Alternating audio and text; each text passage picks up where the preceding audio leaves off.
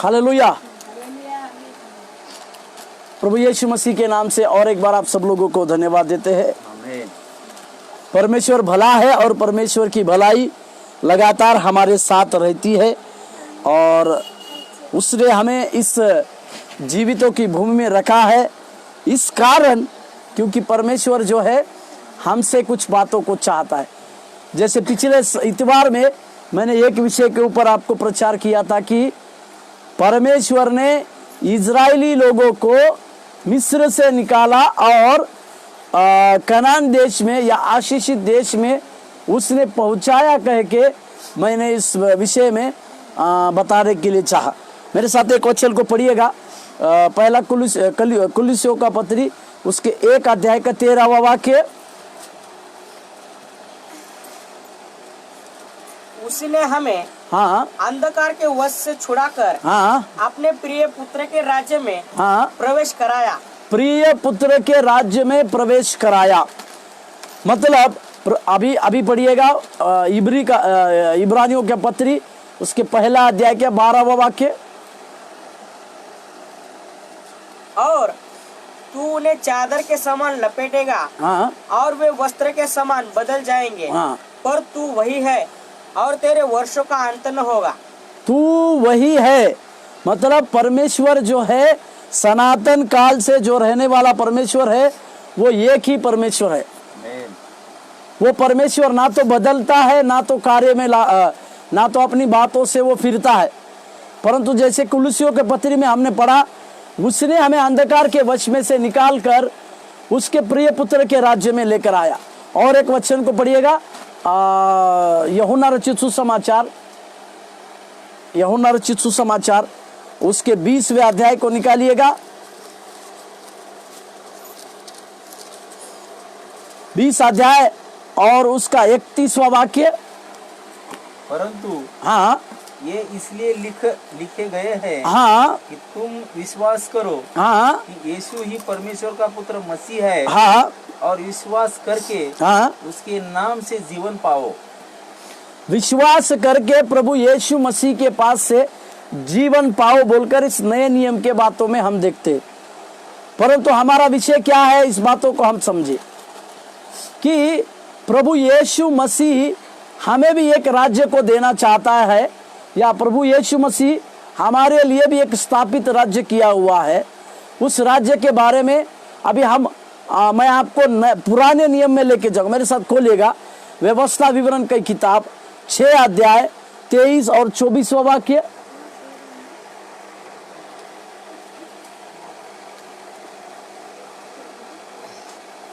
और हमको वह वहां से निकाल लाया इसलिए कि हमें इस देश में पहुंचाकर जिसके विषय में उसने हमारे पूर्वजों से शपथ खाई थी उसको हमें सौंप दे।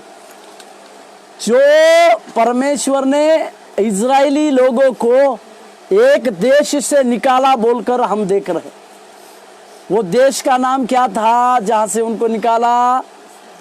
मिस्र देश। मिस्र देश से निकाला और उनको एक आशीषित देश यानी कनान देश में पहुंचाना चाहता है। और हम सब लोगों को मालूम है उस कनान देश में जाते समय परमेश्वर ने, जैसे मैंने पिछले सप्ताह में भी कहा था, परमेश्वर ने हमें इस जगह से निकाला और हमें यहाँ पहुंचाएगा। तो इसके बीच में जो है एक दूरी आ रही है, ये एक जो है रास्ता आ रहा है। ये रास्ता जो है इसको मैं परीक्षा का रास्ता कहूंगा या रेगिस्तान का सफर कहूंगा, क्योंकि हम सब लोग जानते हैं उस रेगिस्तान के सफर में उनके साथ साथ एक चट्टान थी और वो चट्टान कौन था? पढ़िए, इसी को नया नियम के किताब में पौलुस अपनी भाषा में लिखता है। मेरे साथ खोलिएगा पहला कुरिन्थियों का पत्री उसके 11वें अध्याय उसके पहला वाक्य को पढ़िएगा। तुम मेरी जैसी चाल चलो और जैसा मैं मसीह के समान चाल चलता हूँ। माफ कीजिएगा, पहला कुरिन्थियों का पत्री उसके 10वें अध्याय और उसका 2, 3 और 4 पहला कुरिन्थियों का पत्री उसके 10वें अध्याय, उसके 10वें अध्याय और 2, 3 और 4। और सबने और सब मतलब कौन? और सब मतलब कौन? सारे इजरायली लोग। हालेलुया।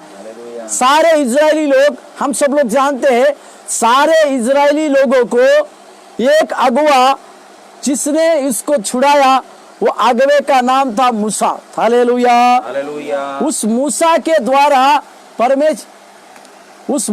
द्वारा परमेश्वर ने उन सारे लोगों को छुड़ाया, कह के हम देखते हैं। उस मूसा के द्वारा परमेश्वर ने उन सारे लोगों को छुड़ाया कर हम देखते हैं। अभी उन सारे इजरायली लोगों के जीवन में, हालेलुया, परमेश्वर के नाम की महिमा, सारे इजरायली लोगों को प्रभु मूसा के द्वारा निकाला। इसी के लिए वहां पर लिखा है, वो उन सब लोगों को आगे और समुद्र में हाँ मूसा का बपतिस्मा लिया। मूसा का बपतिस्मा लिया। हालेलुया। अभी मूसा का बपतिस्मा लिया। कैसे मूसा का बपतिस्मा हुआ? हालेलुया। हमारा सब लोगों का बपतिस्मा हुआ है क्या? बप्पा का नहीं, बाढ़ का नहीं और महिमा का नहीं, कुछ लोगों का नहीं हुआ है। पर हम लोगों का जब बपतिस्मा हुआ तो हमें पानी में प्रभु यीशु मसीह के नाम से क्या किया गया?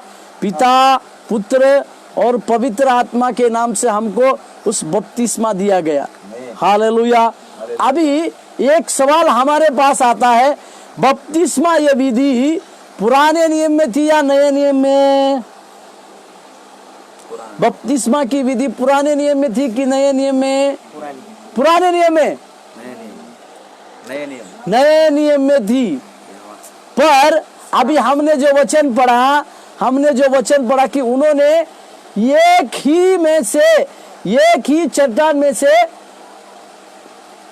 बपतिस्मा लिया। तो हम लोगों का सवाल ये हो सकता है कि पुराने नियम में ये बपतिस्मा कहां से आया? अभी पढ़िए। और सबने बादल में और समुद्र में मूसा का बपतिस्मा लिया। तो मैं आपको बताता हूँ मूसा का बपतिस्मा उनको कैसे मिला और किस समुद्र में से। मेरे साथ खोलिएगा निर्गमन का पत्री उसके 14वें अध्याय, निर्गमन का पत्री उसके 14वें अध्याय और उसका 21-22 पढ़िएगा। उसके पहले मैं आपको एक बात बताता हूँ। यह निर्गमन का 14वां अध्याय जो है, अभी इजरायली लोगों को फिरौन ने छोड़ दिया।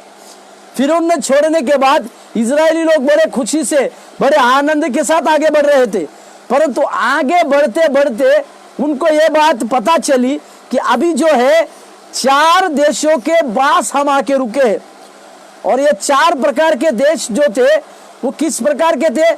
जिनके अगल बगल में समुद्र थे और ये इनको एक समुद्र को पार करके जाना था। और उन्होंने थोड़ी देर से ध्यान से एक आवाज को सुना। वो आवाज था घोड़ों का और रथों का। अभी उन लोगों के लिए और एक मुसीबत आ गई है। सामने उनके लाल समुद्र खड़ा है, पीछे से फिरौन की सेना और उसके सारे लोग आ रहे हैं। अभी उनके अंदर एक डर जो है, एक भयभीत होने वाली बातें आ रही है। अभी पढ़िएगा। हाँ। और मूसा ने हाथ समुद्र के ऊपर बढ़ाया। हाँ। और यहोवा ने रात भर प्रचंड पुरवाई चलाई। हाँ। और समुद्र को 2 भाग करके जल ऐसा हटा दिया जिससे कि उसके बीच सूखी भूमि हो गई।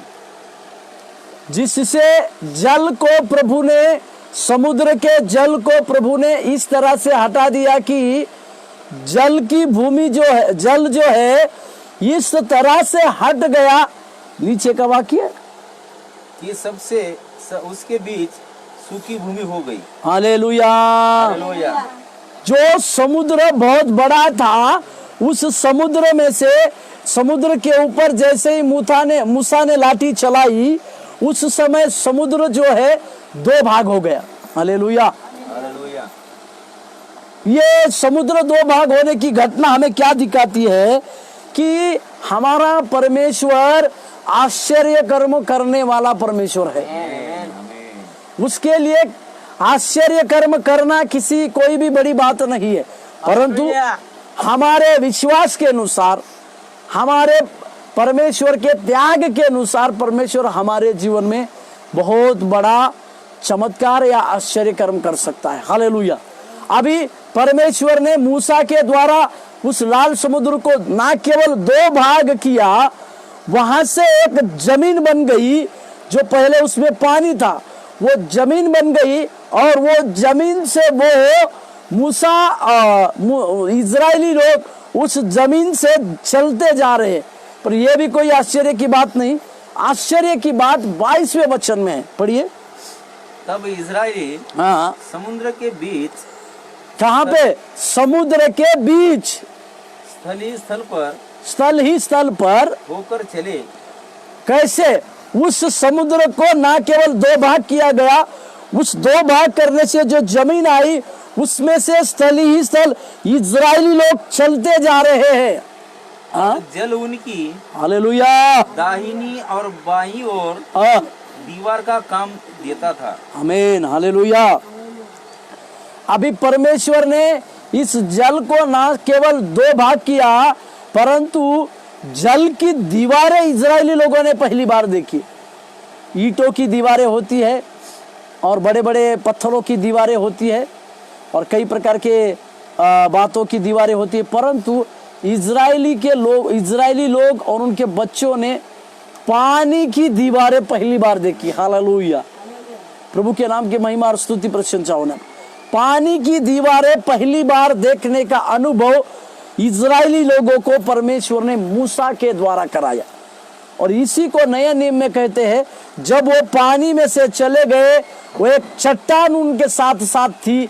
वो चट्टान मतलब प्रभु यीशु मसीह था, और उसका उन सारे इजरायली लोगों का एक ही दिन में उस पानी के चलने के द्वारा बपतिस्मा हुआ। हालेलुया।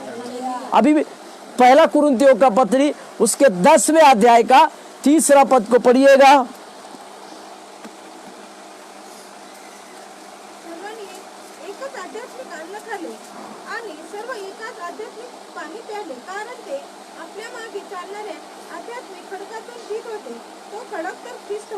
हालेलुया। हिंदी। और सबने एक ही आत्मिक भोजन किया। एक ही आत्मिक भोजन किया। और सबने, और ये आत्मिक भोजन क्या था? क्या था? ऊपर से जो गिर रहा था वो क्या था? वो मन्ना, मतलब उनके लिए वो आत्मिक भोजन था। आगे। और सबने एक ही आत्मिक जल पिया। वो आत्मिक जल जिस चट्टान में से निकलता था वो क्या था? कौन सी चट्टान थी? क्योंकि उस आत्मिक चट्टान से पीते थे। वो एक आत्मिक चट्टान से पानी पीते थे जो उनके साथ साथ चलती थी। वो चट्टान उनके साथ साथ चलती थी, और वो चट्टान मसीह था। हालेलुया। वो चट्टान उनकी प्रभु यीशु मसीह था। हालेलुया। अभी जो हम बातों को समझ रहे थे कि उसी परमेश्वर ने हमें एक जगह से निकाला और एक जगह तक पहुंचाना चाहता है। आज भी परमेश्वर हमें उस कनान देश में, इजरायली लोगों को परमेश्वर कनान देश में लेके जाना चाहता था, परंतु उनके जीवन में कई एक परीक्षाएं आई, कई एक समस्याएं आई और कई एक बातें हुई। उसके चलते उनके सफर या उनका रफ्तार जो है वह कुछ हद तक रुक गया। इसके लिए मैंने आपको अब्राहम के विषय में बताया, फिर हमने रूत के विषय में भी इस बातों को देखा। आज हम और एक व्यक्ति के बारे में देखने वाले हैं। उस व्यक्ति का नाम है याकूब। उस व्यक्ति का नाम है याकूब। मैं आपको पुराने नियम में लेकर जाऊंगा, जहां याकूब की बातें और याकूब की कहानी के बारे में हम पढ़ते हैं। याकूब के विषय में लिखा है ये बड़ा चालाक व्यक्ति था। याकूब जो है एक चालाक व्यक्ति था, या याकूब जो है एक फंसाने वाला और एक लुभाने वाला एक व्यक्ति था। उसको ये मालूम था कि किस प्रकार से अपना आशीष को हासिल करना चाहिए। हालेलुया। उसको ये अच्छी तरह से मालूम था कि आशीष को किस प्रकार से पाना है, या अपना आशीष कैसे पाना है, इसके विषय में वो अच्छी तरह से जानता था। इसी के लिए याकूब को लिखा गया है, उसका भाई जो था उसका पहलौठों का अधिकार उसने खाने के चलते लिया। इसके लिए परमेश्वर के दया और परमेश्वर के कार्य जो है उस लोगों के जीवन में हो रहे थे। याकूब के लिए एक वचन को पढ़िएगा, मेरे साथ खोलिएगा, याकूब का पत्री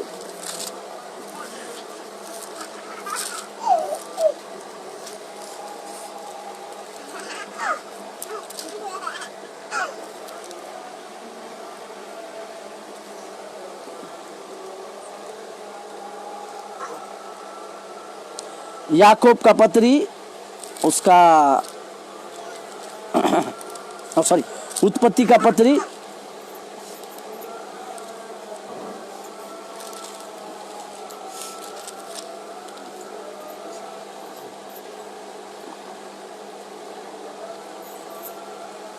इकतीस अध्याय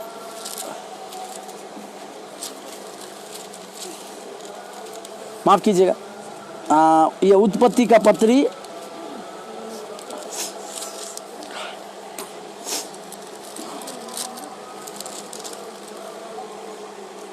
उत्पत्ति का पत्री उसका 33 अध्याय और उसके पहले 17 वचन को पढ़िए। और याकूब हाँ वहां से कूच करके हाँ सुक्कोत को गया हाँ और वहां अपने लिए एक घर और पशुओं के लिए झोपड़े बनाए। इसी कारण उस स्थान का नाम सुक्कोत पड़ा। सुक्कोत पड़ा। हाँ और 18 याकूब जो पदन राम से आया था सो कनान देश के शेकेम नगर के पास कुशल क्षेम से पहुंचकर नगर के सामने डेरे खड़े किए। कहां पर? नगर के सामने याकूब ने अपने डेरे खड़ा की। हालेलुया, प्रभु के नाम की महिमा और प्रशंसा। कहां पर? ये सुकोत और ये शेकेम जो है ये अन्य जातियों के रहने का एक जगह है या अन्य जातियों के रहने का एक स्थान है। वो अन्य जातियों में रहने का एक स्थान है। इसके लिए हमें इस बात को जानना है कि ये शेकेम में जो रहना है वो याकूब शेकेम में रहने की क्या आवश्यकता पड़ी। हालांकि वो निकला था अपना पिता इसहाक के कहने के द्वारा, वो अपना एक देश में जहाँ पे परमेश्वर ने उसको रखने के लिए कहा था वहाँ पे वो जाना चाहता तो था, परंतु वो होशियार था। इसके लिए उसने क्या किया, शेकेम में अपने जो है गढ़ को खड़े किए। बड़ा होशियार था।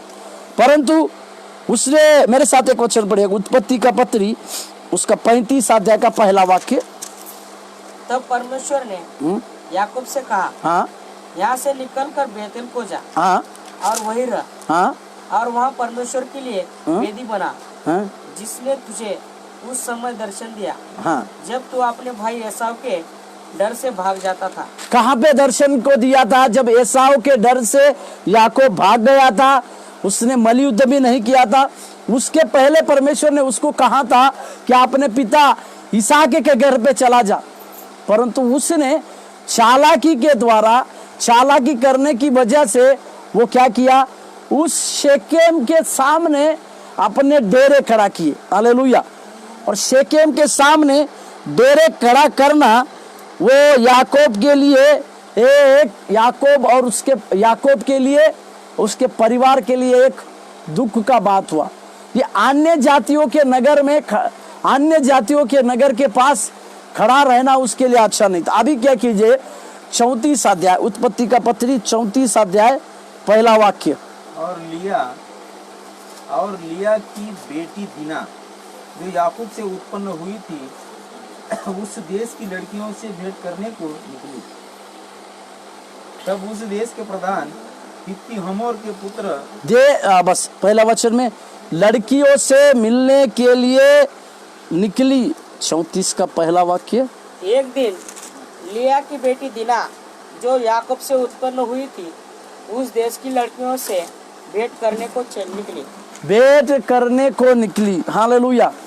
सबसे पहली बात हम इस बात को समझने की आवश्यकता है, अन्य जाति लोगों के बीच में हमारा रहन सहन रहने की आवश्यकता नहीं, क्योंकि वचन ये बतलाती है, मेरे साथ खोलिएगा दूसरा कुरिन्थियों का पत्री 6 अध्याय और उसका 14-15।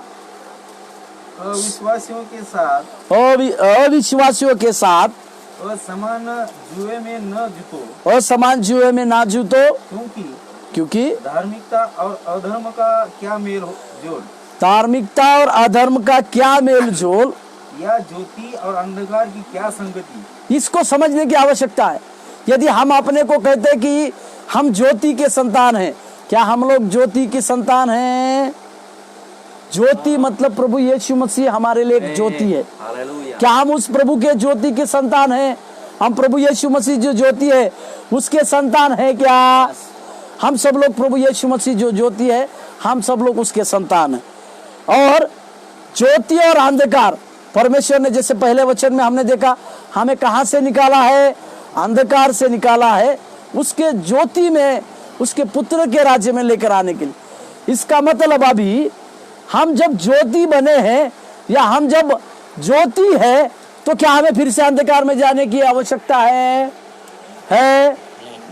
क्या? नहीं है। परंतु यहाँ पर पौलुस अपना एक व्यक्तिगत अनुभव को सिखाता है कुरिन्थियों की कलीसिया में, क्योंकि कुरिन्थियों की कलीसिया में अविश्वासी के साथ विश्वासी लोग जाते थे। हमारे भी जीवन में कभी कभी ऐसा होता है। हालेलुया। अभी तो कोरोना के चलते कुछ नहीं हुआ, नहीं तो बड़े बड़े त्योहार में हम क्या करते हैं? घूमते हैं। हालेलुया, प्रभु की स्तुति हो। घूमने के लिए नहीं, पर हमें यह बात को समझने की आवश्यकता है, अंधकार का ज्योति से मेल नहीं खाएगा। आगे 16 और मूर्ति के साथ, समझिएगा, मूर्ति के साथ परमेश्वर के मंदिर का क्या संबंध? अभी परमेश्वर के मंदिर का क्या संबंध? अभी हम सब लोग जानते हैं परमेश्वर का मंदिर कौन? परमेश्वर का मंदिर कौन है? क्योंकि हम तो जीवित परमेश्वर का मंदिर है। हालेलुया। उसका जवाब नीचे है। मतलब हम सब लोग जब परमेश्वर का मंदिर है तो हमारा संबंध मूर्तियों के साथ नहीं होना चाहिए। हमारा संबंध मूर्तियों के साथ नहीं होना चाहिए। बोलिए, हमारा संबंध मूर्तियों के साथ नहीं होना चाहिए। हमारा संबंध मूर्तियों के साथ नहीं होना चाहिए। हमारा संबंध मूर्तियों के साथ हालेलुया। कभी कभी हम मसीह में हैं। हमारा एक दोस्त है जिसको आप सब लोग जानते हैं, उनके बेटे को बाल काटने का प्रोग्राम था गोरवड़ी में, और वे सब लोग टाटा ट्रैवल्स करके जा रहे थे। तो उसने मुझे कहा जगह, टेम्पो ट्रैवल्स, उसने कहा जगह बहुत है, मेरे साथ चलो, है कि नहीं? तो मैं बोला मैं आके क्या करेंगे? तो वो एक्सक्यूज दे रहा था मुझे कि मैं बोला कि मैं वो खाना नहीं खा सकती। तो उसने कहा कि आपके लिए और खाना है। तो हमको जाना चाहिए क्या? नहीं जाना चाहिए, क्योंकि हम ये बात को जानते हैं, जब परमेश्वर का हम एक मंदिर बने हैं तो हमारा संबंध, हमारा रिश्ता उन मूर्तियों के बीच में नहीं होना चाहिए। हालेलुया। और एक बात मैं आपको जोड़ता हूँ, कभी कभी एक बड़े डॉक्टर सर्जन है, डॉक्टर विट्ठल लाहाने बोल के उनका नाम है, बहुत लातूर के बहुत फेमस सर्जन। एक बार मैं जब नया विश्वासी बन गए तो वो जब भी हॉस्पिटल में आते हैं तो पहले पूजा करते हैं। हमको उनको लेके हमारे सर का हॉस्टल है, उधर लेके जाना था गेस्ट प्रोग्राम में। तो वो उन्होंने पूजा किया और हमको कुछ प्रसाद को दिया और बोले सब खाओ। तो हमने उसको लिया हाथ में और फिर फेंक दिया। तो कहने का मतलब क्या है कि हमें मूर्तियों के संग गिनने की आवश्यकता नहीं है। और यहाँ पे याकूब ने वही गलती की, अपना डेरा जो है शेकेम में लगाया, परंतु उस अन्य जातियों के शहर में ना रहने के लिए उसको कहा गया था। उसको उसका पिता इसहाक ने कहा था कि तुम अपने देश बेतेल में चले जाओ, परंतु ये बेतेल में ना जाते हुए शेकेम के पास जाके रुका। इसी के लिए जब कभी भी हम जगह लेने की बात को करते हैं, किसी को जगह लेने की बात होती है, या 1 BHK या 2 BHK या 3 BHK का प्लॉट लेने का बात होता है, तो सबसे पहले हमें ये जानने की आवश्यकता है कि वो जो कॉलोनी जो है, वो कॉलोनी का इलाका कैसा है। कई एक बॉम्बे पुणे के जगह में कई एक कॉलोनी में एक बड़ा बड़ा स्टैचू लगा के रखते हैं मूर्तियों का। तो हमें इस बात को समझने, शेकेम एक अन्य जातियों के प्रदेश था, और उस जगह में जो याकूब उस अन्य जाति के जगह में कभी नहीं गया। बातों को समझिएगा, याकूब वहां पर नहीं गया, परंतु उसने उसका डेरा सामने लगाया, और याकूब और उसके सारे बेटे कभी भी उस शहर में, उस शेकेम में नहीं जाते थे, परंतु बाप का जिद, बच्चा लोगों का जिद यहाँ पे आता है। अभी हम पढ़ेंगे 34 उत्पत्ति 34 का पहला वाक्य।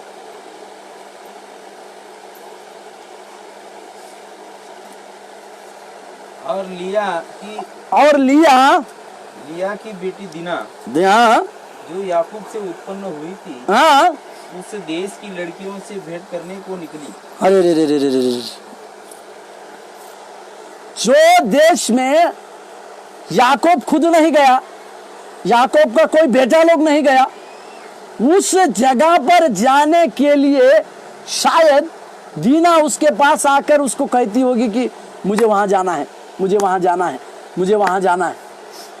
वहां पर लिखा है लड़कियों से भेंट करने के लिए। कारण भी तो कितना बड़ा बताया है। क्या कारण है, क्या करने के लिए जाना है? लड़कियों से भेंट करने के लिए, मतलब वो लड़कियां कुछ खेल रही होगी या खेल कूद कर रही होगी, उस लड़कियों के पास जाना के लिए वो शायद अपने पिता से जिद की होगी, अपने भाइयों से जिद की होगी। बच्चे लोग जो है पिता के साथ या अपने भाइयों के साथ जिद करते हैं, और जिद करने की वजह से उनके जीवन में एक भारी भरकम नुकसान उनको उठाना पड़ता है। अभी क्या नुकसान हुआ? अभी दूसरा वचन 34 का 2। तब उस देश के प्रधान हित्ती हमोर के पुत्र शेकेम ने उससे देखा और उसे ले जाकर उसके साथ कुकर्म करके उसको भ्रष्ट कर डाला। ये शेकेम ने उससे देखा, जो लिखा हुआ है ना, इस बात का मैं अर्थ बताता हूँ। ट्रांसलेशन मैसेज ट्रांसलेशन बाइबल बोलकर एक है, उसमें ये देखा जो शब्द है उसका अर्थ क्या है? जब दीना वहां पर आती थी, जब दीना उन लड़कियों में खेलती थी, तब तक ये लड़का जो है, हमोर का लड़का जो है, उस दीना को ध्यान से देखता था, दीना को बातों को देखता था, और बार बार वो वहां आने से, वो लड़का देखने से एक दिन वो लड़के ने उसको और उसके साथ कुकर्म करके उसको भ्रष्ट कर डाला। और मैं सबसे बड़ी बात आपको बताता हूं, ये दीना के विषय में बाद में क्या हुआ है किसी वचन में नहीं लिखा है। दीना मर गई, दीना को फेंक दिया गया, दीना को कहीं डाल दिया गया, इसके विषय में कहीं पर भी कुछ भी वचन नहीं आया है। तो इस दीना के कहानी से हम दो बातों को, खास तौर से दो बातों को हम देखते हैं। जैसे लूत के उदाहरण को पिछले सप्ताह में मैंने आपको दिया था, लूत ने भी वही बातों को किया। बुरी संगति और बुरे संगति में रहने वाले लोगों के पास जाकर रुका, जिसके लिए उसको परमिशन नहीं दिया गया था, परंतु वो वहां पर जाके रुकने की वजह से उसके द्वारा 2 अशुद्ध पीढ़ियां जन्म ली। ये बात को हम सीखते हैं। दूसरी बात, हर एक माँ बाप का एक कर्तव्य बनता है कि वे अपने बच्चों की बुरी संगति के विषय में ख्याल रखे। अगर कोई बच्चे बुरी संगति में जाते हैं तो माँ बाप का एक कर्तव्य आता है कि उनको डांटे। इसी के लिए एक वचन को नए नियम में पढ़ते हैं, इफिसियों का पत्री उसका 6 अध्याय के पहले वचन में। इफिसियों का पत्री 6 अध्याय के पहले वचन। हे बच्चों प्रभु ने अपने माता पिता के आज्ञाकारी बनो। इसमें बच्चों शब्द है, परंतु मेरे बाइबल में बालकों हे बालकों, प्रभु में हे बालकों, किसमें? हालेलुया। हाँ, प्रभु में अपने माता पिता के आज्ञाकारी बनो, क्योंकि यह उचित है। अपनी माता और पिता आदर कर। अपनी माता, यहाँ पे पौलुस ये अपना आदर उसकी कलीसिया के बच्चों को ये कहता है कि अपने माता पिता की आज्ञा को रखो। और ये एक राजा जिसने प्रभु का दर्शन को लिया, परमेश्वर ने उसको दर्शन दिया और प्रभु ने खुद उसको बुद्धि ज्ञान दिया, साथ ही धन संपत्ति दी। वो राजा अपने पिता के पास से जो बातें सीखा वही बातों को वो अपने बच्चों को बातों को बता रहा है। उस राजा का नाम है सुलेमान। वो राजा को देखिए, मेरे साथ खोलिएगा नीति वचन उसका पहला अध्याय 8 और 9 वाक्य।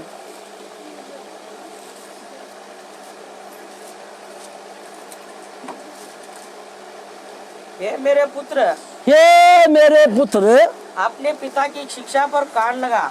अपने पिता की शिक्षा पर कान लगा और अपनी माता की शिक्षा को न तज। हालेलुया। हाँ, वे मानो सिर के लिए शोभायमान मुकुट और तेरे गले के लिए माला होगी। हालेलुया। एक बहुत बड़ा बुद्धिमान राजा, बहुत बड़ा ज्ञानी राजा अपने पिता के पास से जो जो बातों को सीखा वही बातों को उसके बेटे के बारे में लिखता है। और समय अपने पास नहीं है, ये जो सुलेमान जो है इसके विषय में मैं आपको बताता हूँ। आप लोगों को मालूम होगा दाऊद ने एक स्त्री के साथ व्यभिचार किया था। उस स्त्री का नाम था बेरशेबा। उसको बेरशेबा नहीं, बेतसेदा कुंड है। और उसका जो और उसने उरिया को भी मार डाला बोलकर हम पढ़ते हैं। उरिया जो उसका सैनिक था, उस सैनिक को भी सामने करा के उसने मार डाला और फिर उसकी पत्नी को अपनी पत्नी बनाया। और उसका पहला बेटा जो है प्रभु के वचन के अनुसार उसने जो व्यभिचार का पाप किया, इसके लिए उसका पहला बेटा मरा। उसी उरिया की पत्नी का दूसरा बेटा सुलेमान है। हालेलुया। उस उरिया की दूसरी पत्नी का बेटा सुलेमान है। मतलब मैं आपको उसका बैकग्राउंड बता रहा हूं। उसका बैकग्राउंड अच्छा नहीं है। उसका बाप को मरवा दिया गया है और उसको राजा दाऊद ने जबरदस्ती अपनी पत्नी को बनाया है। और वो व्यक्ति इस प्रकार से ज्ञान की बातों को कहता है कि मेरी शिक्षा को तू अनसुनी ना कर। पढ़िएगा वही वचन, पहला नीति वचन का पहला अध्याय 8वां। हे मेरे पुत्र, अपने पिता की शिक्षा पर कान लगा। किसकी शिक्षा पर? पिता की। ये एक पिता की शिक्षा है कि एक पिता अपने बच्चों को किस प्रकार से शिक्षा देता है।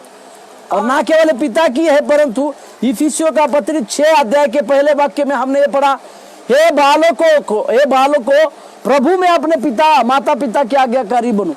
इसका मतलब बालकों को वो अपने माता पिता का आज्ञाकारी होना है और साथ ही साथ पिता को भी अपने बालकों को बुरी संगति से बचाए रखने का काम करना है।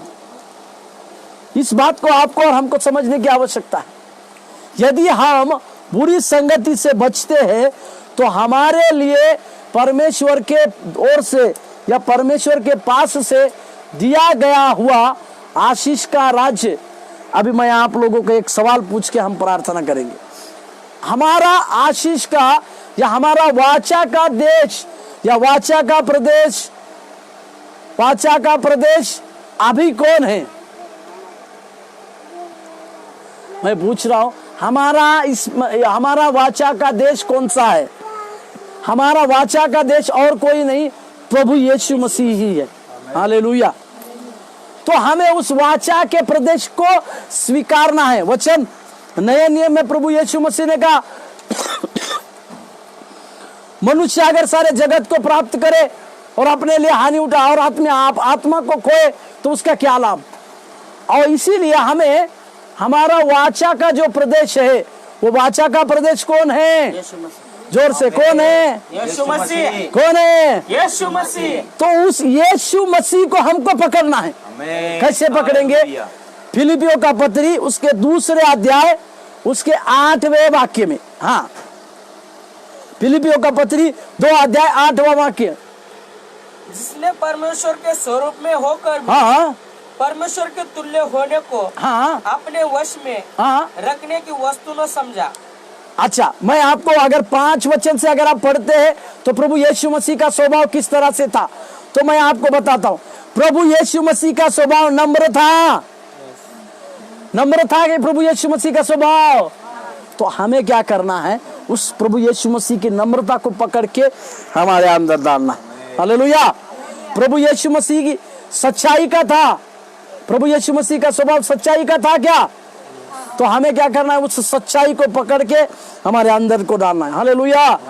प्रभु यीशु मसीह विश्वास योग्य थे, हमें उस विश्वास योग्यता को पकड़ के हमारे अंदर डालना है। इसका अर्थ यह है कि आज के इस नए नियम के इस युग में हमारा वाचा का प्रदेश और कोई नहीं है, खुद प्रभु यीशु मसीह है।